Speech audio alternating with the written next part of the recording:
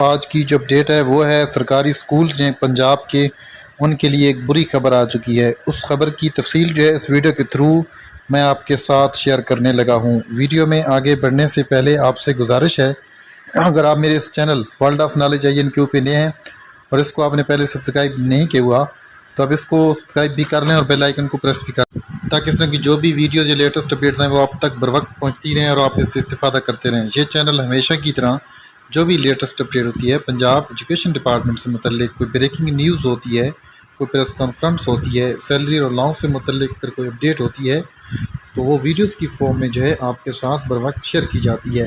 اس کے علاوہ اگر پروٹیسٹ سے متعلق بھی کوئی بریکنگ نیوز آتی ہے تو وہ بھی آپ کے ساتھ فور ان ٹائم جو ہے شیئر کی جاتی ہے۔ مزید وقت ضائع کے بغیر میں آپ کو لے کر چلتا ہوں کہ پنجاب کے جو سرکاری سکولز ہیں ان کے حوالے سے جو ایک خبر آ چکی ہے وہ کیا ہے۔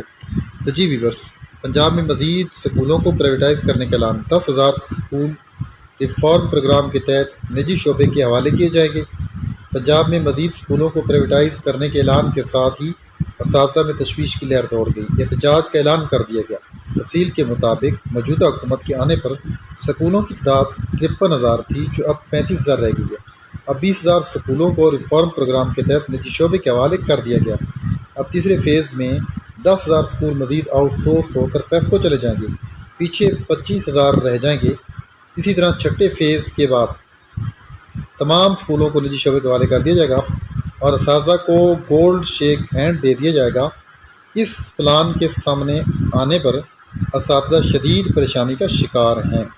اسی اپڈیٹ کے ساتھ اجازت چاہتا ہوں۔ اللہ حافظ۔